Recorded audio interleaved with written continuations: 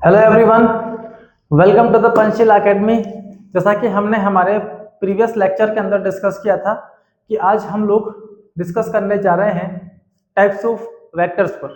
हमने हमारे previous lecture के अंदर बात की थी कि स्केलर और वेक्टर क्वांटिटीज क्या होती है और उन्हें हम कैसे रिप्रेजेंट कर सकते हैं। तो आज के लेक्चर में हम लोग जानेंगे टाइप्स ऑफ वेक्टर के बारे में, कितने टाइप के हमारे पास वेक्टर्स होते हैं। ठीक है बच्चों, तो स्वागत है आप सभी का हमारे चैनल पर। लाइक शेयर सब्सक्राइब करना बिल्कुल भी ना भूलें आप, विशेष तौर पे याद रखें इसको और अपने दोस्तों को भी सब्सक्राइब करने का बोलें। चलिए तो आते हैं हम टाइप्स ऑफ वेक्टर्स पर। तो टाइप नंबर फर्स्ट है हमारा equal vector. Okay, equal vectors क्या होते हैं? Two vector are said to be equal if they have same magnitude and same direction. दो वेक्टर, एक हमारे पास ये रहा वेक्टर ए, दूसरा हमारे पास यहां है वेक्टर बी, और इन दोनों की डायरेक्शन कैसी हो? इक्वल हो, सेम हो, तो ऐसे दो वेक्टर्स को हम बोलेंगे इक्वल वेक्टर्स। ठीक है, डायरेक्शन दोनों की सेम और दोनों के जो मैग्नीट्यूड है वो दोनों के मैग्नीट्यूड एक दूसरे के ठीक कैसे हैं? इक्वल। तो जब जब दो वेक्टर हमें सेम डायरेक्शन में और इक्वल वैल्यू वाले मिलेंगे तब उनको बोला करेंगे हम ये दोनों क्या है? Same vector. जैसे कि एक बॉडी पर फोर्स लगा F, ओके, और उसका डिस्प्लेसमेंट भी इसी डायरेक्शन में हो रहा है, दोनों हमारे क्या है? Equal vectors. अगर दोनों के मैग्नीट्यूड सेम है उस केस में, अगर नहीं है तो वो इक्वल वेक्टर्स नहीं होंगे। क्या क्या जरूरी है? डायरेक्शन एक जैसा होना चाहिए और दोनों का मैग्नीट्यूड भी एक ही होना चाहिए। उस केस में ये दो वेक्टर हमारे क्या हो जाते हैं? इक्वल वेक्टर्स होते हैं। दूसरा टाइप है हमारे पास नेगेटिव या ऑपोजिट वेक्टर्स, या इन्हें हम एंटी पैरेलल वेक्टर्स भी बोल सकते हैं। एक वेक्टर हमारे पास ए इस डायरेक्शन में है और उतनी ही वैल्यू वाला दूसरा वेक्टर हमारे पास कैसा है? इस तरह से magnitude of vector A is equal to magnitude of vector B, but both have different direction. अगर ए पॉजिटिव है तो बी कैसा है? नेगेटिव। मैग्नीट्यूड भले ही सेम हो लेकिन दो वेक्टर जब ऑपोजिटली एक दूसरे पर वर्क करते हैं, इस केस में हम बोलते हैं इन्हें हम नेगेटिव वेक्टर्स। जैसे एक बॉडी को फोर्स F लगाते हैं और डिस्प्लेसमेंट क्रिएट होता है इस डायरेक्शन में, लेकिन फोर्स ऑफ फ्रिक्शन वर्क करता है ऑपोजिट डायरेक्शन में, तो force of friction and displacement both are क्या हो गए? नेगेटिव वेक्टर्स, या इन्हें हम बोल सकते हैं एंटी पैरेलल वेक्टर्स। नेक्स्ट है हमारे पास कोलिनियर वेक्टर्स। कोलिनियर वेक्टर्स वो होते हैं जो एक ही लाइन के अलोंग वर्क करें या एक दूसरे के पैरेलल। ये वेक्टर ए है, ये वेक्टर बी है, दोनों एक ही स्ट्रेट लाइन के अलोंग क्या कर रहे हैं? वर्क कर रहे हैं। Vector lying along the same line और parallel line are called collinear vectors. So these are the collinear vectors, जो एक ही लाइन के अलोंग क्या कर रहे हैं? वर्क कर रहे हैं। यहाँ पर हमारे फोर्स डिस्प्लेसमेंट क्या है? हमारे कोलिनियर वेक्टर है, एक ही लाइन के अलोंग कर रहे हैं। फोर्स ऑफ फ्रिक्शन डिस्प्लेसमेंट एक ही लाइन के अलोंग वर्क करते हैं। ओके, तो these are known as collinear vectors. अगले टाइप पर आते हैं। अगले हैं हमारे पास कोप्लेनर वेक्टर्स। प्लेन का मतलब होता है surface. So vector that lie on the same plane, ऐसा वेक्टर जो एक ही प्लेन पर लाई करते हैं क्या कहलाएंगे? आपके कोप्लेनर वेक्टर्स। ठीक है, कोप्लेनर वेक्टर। जैसे कि ये एक वेक्टर है, ये एक वेक्टर है, दोनों से मिलकर एक प्लेन बनता है। दोनों के दोनों वेक्टर्स कहाँ वर्क कर रहे हैं? एक प्लेन पर वर्क कर रहे हैं, इसीलिए दोनों कैसे हैं? कोप्लेनर वेक्टर है। ओके, ये तीसरा वेक्टर ले आए हम, तीनों अभी भी एक ही प्लेन पर है, इसीलिए सारे वेक्टर्स क्या होंगे हमारे? कोप्लेनर वेक्टर से। इस तरह से देखें अपन तो ये x है, ये y है, ये क्या है? z। अब प्लेन बनाने के लिए आपको कम से कम दो डायरेक्शन चाहिए, ये x है ये y है, तो इन दोनों से मिलकर क्या बना एक प्लेन। तो ये वेक्टर क्या आ गए एक प्लेन में आ गए, लेकिन ये वाले भाई साहब कहाँ है इस प्लेन पर परपेंडिकुलर है, तो ये कोप्लेनर वेक्टर नहीं होंगे। जैसे कि ये एक वेक्टर, दूसरा वेक्टर ये, अब तीसरा वेक्टर यहाँ परपेंडिकुलर है, तो ये इस प्लेन में थोड़ी ना आ रहा है, ये तो इस प्लेन पर क्या हो गया परपेंडिकुलर। ओके, इस तरह से हो सकता है ये एक वेक्टर है ये एक वेक्टर है और तीनों कहाँ है अभी एक ही प्लेन पर है, इस समय एक प्लेन पर है इस समय एक प्लेन पर है। ओके, लेकिन अगर ये म्यूचुअली परपेंडिकुलर है तीनों एक दूसरे के, तो इनमें से कोई दो एक प्लेन पर हो सकते हैं, तीनों एक साथ एक प्लेन पर नहीं हो सकते हैं। ओके, तो वो सारे वेक्टर्स जो किसी बॉडी पर वर्क करते हो और एक ही प्लेन पर वर्क करते हो, ऐसे के सारे वेक्टर्स हमारे क्या होंगे कोप्लेनर वेक्टर्स। ओके, ये प्लेन है हमारा, यहां पर ये वेक्टर ए ले लेते हैं, हमारे पास डिजाइन है तो हम उसी का यूज करेंगे। ये कोई स्क्वायर है रेक्टेंगल है, ये साइड अगर ए है ये साइड अगर बी है, तो ए और बी क्या हो गए कोप्लेनर वेक्टर हो गए। इन दोनों का ये रिजल्ट ये भी क्या है इसी प्लेन पर है, डन। तो ये हमारे कहलाएंगे ए और बी, और ये रिजल्ट सारे के सारे कोप्लेनर वेक्टर्स होंगे। नॉन कोप्लेनर वेक्टर्स अभी अभी डिस्कस किया हमने, ये और ये क्या है कोप्लेनर वेक्टर्स। अब नॉन कोप्लेनर कौन होगा, यहां से ये तीसरा वाला वेक्टर, ठीक है। तो ये तीनों आपस में क्या है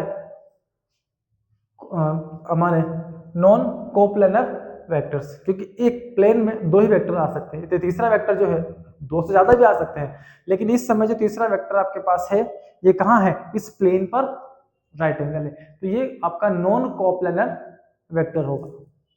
ओके, प्लेन पर नहीं होना चाहिए। Vector that do not lie on the same plane are called coplanar vectors. ठीक है, नेक्स्ट आते हैं हम एक्सियल वेक्टर। एक्सियल वेक्टर का मतलब होता है एक्सिस के अलोंग काम करने वाले vectors. So those vector which act along the direction of axis, axis की डायरेक्शन में वर्क करते हो, जैसे कि हमारी बोतल का कैप है ना, जैसे ये हमारी बोतल, ठीक है। अब देखिए अगर मैं इस बोतल के कैप को ऐसे घुमाता हूं तो पहले मैं ले गया ऐसे, देन कहां ले गया इसको डाउनवर्ड, दो चीज आ गई, एक इस डायरेक्शन में गए एक इस डायरेक्शन में गए, तो ये कोप्लेनर वेक्टर हो गए, एक ही प्लेन पर काम करने वाले दो वेक्टर। अब इसका रिजल्ट क्या मिल रहा है, जब कैप ऐसे, जब हमारा जो बोतल का कैप है वो ऐसे गया देन ऐसे गया, तो ये जा किधर रहा है थंब की डायरेक्शन में। ओके, तो एक वेक्टर यहाँ हो गया एक ये हो गया, और इन दोनों का रिजल्ट कहाँ है थंब। तो ये क्या है हमारा एक एक्सिस के अलोंग काम करने वाला वेक्टर, जिसको हम बोला करेंगे एक्सियल वेक्टर। अगर इसको आप ऐसे चलाएंगे फिर ऐसे लाएंगे तो बोतल का ढक्कन कहाँ जाएगा बाहर की तरफ।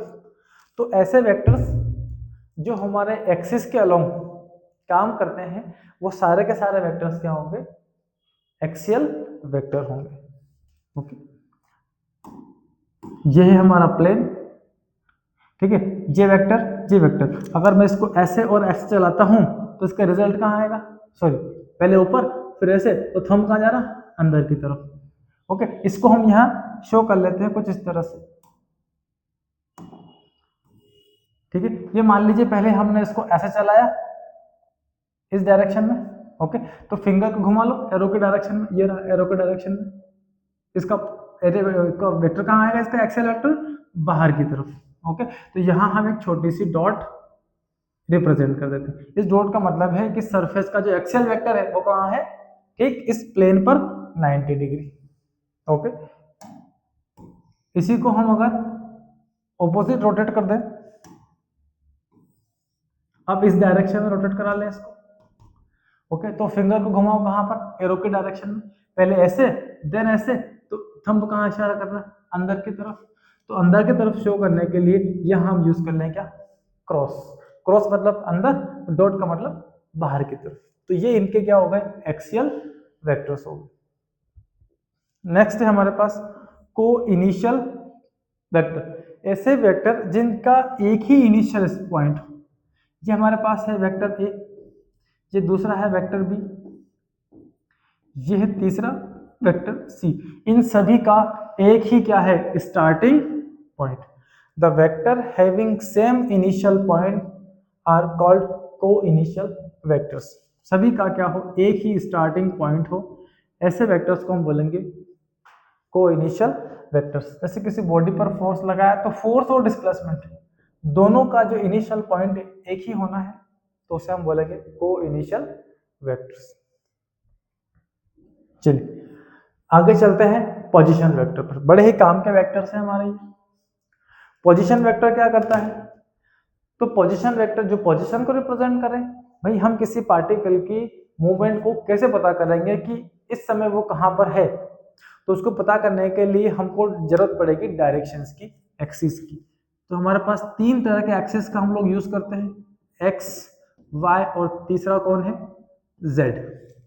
अब कोई पार्टिकल यहाँ है, अब ये पता करना है कि ये है कहाँ पर, तो ओरिजिन से अपने घर से कितना दूर है उसको रिप्रेजेंट करने के लिए मुझे लाइन ड्रॉ करनी पड़ेगी, और इस लाइन की लेंथ फाइंड करने के लिए मुझे इस पॉइंट के कोऑर्डिनेट्स की नीड लगेगी, एक्स वाई एंड जेड की नीड लगेगी।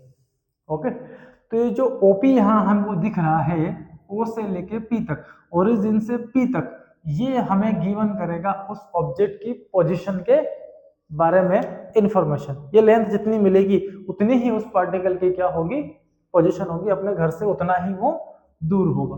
तो ऐसे vectors, the vector which give position of particle with respect to origin, origin के रिस्पेक्ट में हमें पोजीशन के बारे में एक्सप्लेन करे कि इस समय आपका पर्सन ओरिजिन से 100 किलोमीटर या 200 किलोमीटर ईस्ट नॉर्थ जो भी डायरेक्शन है वहां पर बैठा होगा।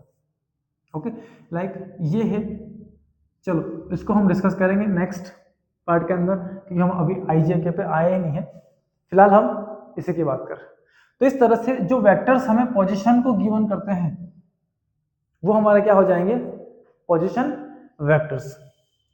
नेक्स्ट है हमारे पास डिस्प्लेसमेंट वेक्टर। अभी अभी डिस्कस किया हमने, किसी की पोजीशन को फाइंड करने के लिए कम से कम हमें 3 कोऑर्डिनेट की नीड लगती है अगर वो 3D मोशन करता है। सरफेस पे हम 2 से भी काम कर सकते हैं। आपका पार्टिकल अभी कहाँ बैठा हुआ था, P पर, जिसके कोऑर्डिनेट x, y और z। अब यहाँ से घूमते फिरते इसका मन हुआ कहीं और जाने का, और ये चला गया किसी अनदर पॉइंट पर, ये है P डैश। यहाँ जाएगा, x चेंज हो जाएगा, y चेंज हो जाएगा, z चेंज हो जाएगा, या हो सकता है इनमें से कोई एक आध चेंज ना भी हो। ओके, तो इस समय इन भाई साहब की जो ओरिजिन से डिस्टेंस हमें मिली है वो ये वाली मिली है, तो इस समय इनका पोजीशन वेक्टर बदल गया। इनिशियली इसका पोजीशन वेक्टर ओपी था, और फाइनल इसका पोजीशन वेक्टर कौन सा हो गया, P dash, sorry OP dash. ये क्या हो गया आपका, ओपी डैश। अब आपको डिस्प्लेसमेंट वेक्टर चाहिए, तो इसने यहां से यहां कितना डिस्प्लेसमेंट किया है, कितनी डिस्टेंस कवर की, वो फाइंड कर ले। जो डिस्प्लेसमेंट वेक्टर हमारा होगा P से P डैश तक, वो हो जाएगा फाइनल पोजीशन में से आप माइनस कर लें किसको, इनिशियल पोजीशन को। ये डिफरेंस हमको मिलेगा, ये डिफरेंस ही क्या देगा हमें, पार्टिकल का डिस्प्लेसमेंट की अपनी ओरिजिन जो पॉइंट था वहां से वो नए पॉइंट पर जो गया है उस समय उसने कितनी डिस्टेंस को कवर किया है। That is known as displacement vector. Okay, जो हमें किसी पार्टिकल के डिस्प्लेसमेंट के बारे में एक्सप्लेन करता है। आगे और most important, unit vector. Vector तो है लेकिन कैसा है, यूनिट। तो ऐसे वेक्टर जिनका मैग्नीट्यूड कितना हो, केवल और केवल 1 हो।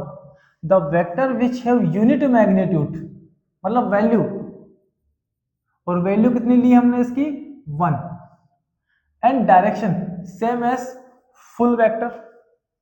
डायरेक्शन कैसी होना, फुल वेक्टर। जैसे एक बस है जो जा रही है ईस्ट डायरेक्शन में, और उसका जो वेक्टर है वो रिप्रेजेंट करता है, चलती है 5 किलोमीटर इन ईस्ट डायरेक्शन, 5 किलोमीटर इन ईस्ट डायरेक्शन। 5 क्या है, इसका लेंथ मीन्स इसका मैग्नीट्यूड, मैग्नीट्यूड मतलब वैल्यू।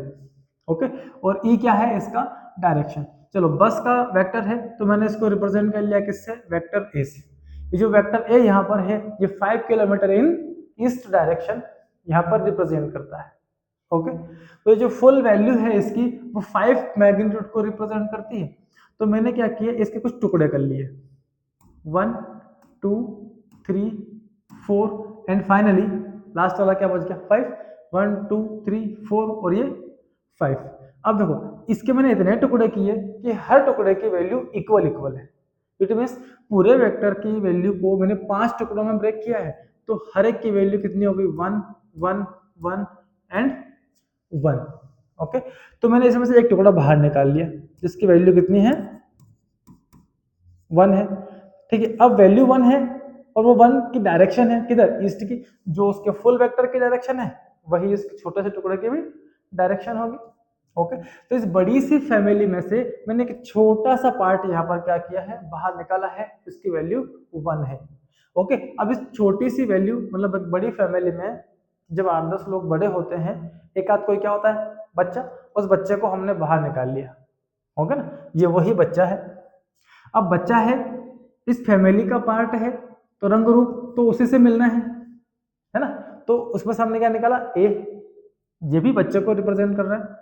ठीक है इस फैमिली का, इसीलिए मैंने इसको क्या लिखा ये लिखा। अब बच्चा है इसीलिए ऊपर क्या पहना दी हमने बर्थडे कैप। ओके, इसकी वैल्यू कितनी 1। ओके, अब इस पूरी वैल्यू से मैं अगर फुल वेक्टर का मल्टीप्लाई कर लूं, मैग्नीट्यूड ऑफ फुल वेक्टर कितना है, इसकी वैल्यू 1 है ना, इसका टोटल मैग्नीट्यूड कितना था 5। तो अगर छोटे से बच्चे से जिसकी वैल्यू 1 है मैं इस पूरे वेक्टर की मैग्नीट्यूड से मल्टीप्लाई कर लूं तो मुझे रिजल्ट में क्या मिलेगा, मैग्नीट्यूड जब जब निकालते हैं वेक्टर के दोनों तरफ क्या लगा दो आप मोड, तो मुझे रिजल्ट में मिलेगा फुल वेक्टर 1 × 5। 1 इसमें डायरेक्शन है और इसमें है मैग्नीट्यूड। ये पूरी क्वांटिटी यहाँ पर रिप्रेजेंट कर रही है मैग्नीट्यूड को, और ये वाला यूनिट मैग्नीट्यूड के साथ, मैग्नीट्यूड तो इसमें भी है लेकिन कितना है यूनिट है, और साथ साथ डायरेक्शन भी रिप्रेजेंट कर रहा है। ओके, तो 1 से 5 का मल्टीप्लाई करूंगा तो 5 मिलेगा, और 5 में क्या है ईस्ट की डायरेक्शन है, इसीलिए ये दोनों मिलकर मुझे फुल वेक्टर के बारे में इंफॉर्मेशन गिवन करते हैं। तो जब जब एक फुल वेक्टर हमें कैलकुलेट करना हो तो उसका मैग्नीट्यूड निकाल लो और उसको मल्टीप्लाई कर लो किससे, यूनिट वेक्टर से, आपको फुल वेक्टर के वैल्यू मिल जाएगी। अगर आपको यहाँ से यूनिट वेक्टर फाइंड करना है तो ये बच्चे को अलग कर लो, ये हो गया full vector divided by mode of full vector, या जनरली हम इसको ऐसे भी लिख सकते हैं वेक्टर ए बाय ओनली ए। जब हम मैग्नीट्यूड को सॉल्व करेंगे तो रिजल्ट में हमको स्केलर ही मिलना है, इसलिए हमने इसको स्केलर फॉर्म में क्या कर दिया रिप्रेजेंट कर दिया। तो एक यूनिट वेक्टर को सॉल्व करने का ये हमें एक फॉर्मूला मिल गया, फुल वेक्टर को डिवाइड करो उसके मैग्नीट्यूड वैल्यू से। इस दौरान जो वेक्टर आपको मिलेगा वो वेक्टर होगा हमारा क्या यूनिट वेक्टर। ठीक है, क्या डिस्कस किया हमने इस पर, यूनिट वेक्टर ऐसे वेक्टर्स होते हैं जिनमें डायरेक्शन होती है फुल वेक्टर के, जिधर जाएगा फुल वेक्टर उधर ही जाएगा कौन यूनिट वेक्टर। भाई इसी पूरी फैमिली का पार्ट है ना बच्चा, तो पूरी फैमिली भागकर दौड़कर जिधर जाएगी ये बच्चा भी उनके पीछे पीछे जाएगा, मतलब इसके पास डायरेक्शन है कौन सी फुल वेक्टर की। ओके, बट इसकी वैल्यू 1 है इसीलिए हमने इसको क्या बोल दिया यूनिट वेक्टर। ओके, अब यूनिट वेक्टर निकालते हैं हम in X Y Z direction, unit vectors in X Y and Z direction. अब आपके पास 3 डायरेक्शन है और तीनों डायरेक्शन में यूनिट वेक्टर्स आपको मिलेंगे, क्योंकि हम जब टुकड़े करेंगे एक्स वाई जेड डायरेक्शन के तो छोटे छोटे पार्ट तो मिलेंगे हमको जिनकी वैल्यू कितनी होगी 1 1, तो वो सब क्या हो जाएंगे हमारे यूनिट वेक्टर्स। ओके, सो पहले हम फाइंड करते हैं यूनिट वेक्टर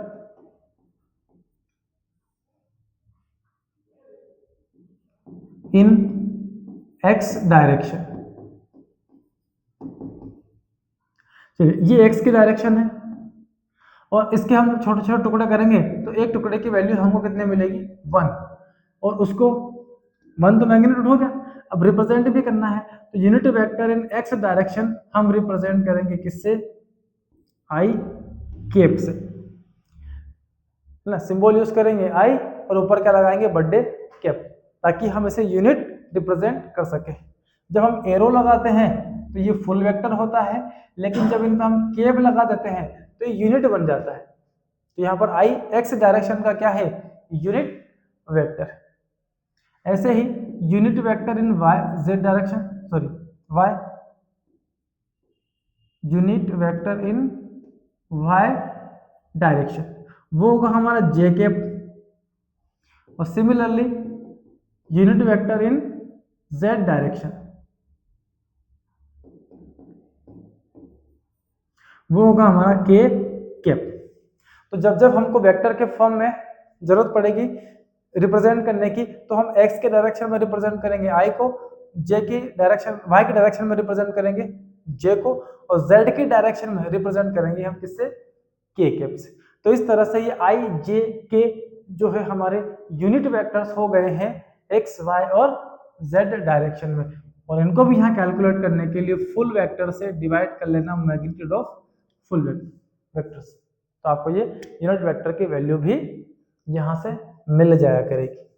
अच्छा, एक और काम की बात, अगर इस यूनिट को भी और छोटा कर दो, छोटा करते करते करते करते वैल्यू कितनी कर दी, 0। अब वैल्यू कितनी हो गई, 0 हो गई। अगर आप वैल्यू 0 कर देते हैं तो वेक्टर की क्वांटिटी हो गई 0। तो ऐसे वेक्टर को हम बोलेंगे null vectors which have 0 magnitude. Direction same as full vector, लेकिन मैग्नीट्यूड कितना कर दिया आपने, 0 कर दिया। तो ऐसे वेक्टर्स को हम बोला करेंगे 0 वेक्टर्स, और उनके ऊपर आप एरो लगा सकते हैं। तो 0 भी क्या है हमारा, एक वेक्टर क्वांटिटी है, क्योंकि उसमें भी क्या है, डायरेक्शन है सेम एज फुल वेक्टर।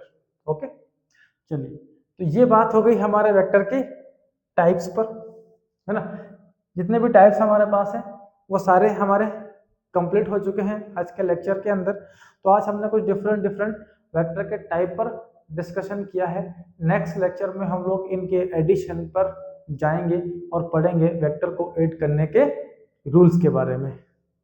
तो रूल्स बहुत ही काम के हैं पूरे वेक्टर एनालिसिस के अंदर। तो आप लोग नेक्स्ट लेक्चर देखना बिल्कुल भी ना भूलें। चैनल को लाइक शेयर सब्सक्राइब करते रहें, पढ़ते रहें, मस्त रहें, चलते हैं।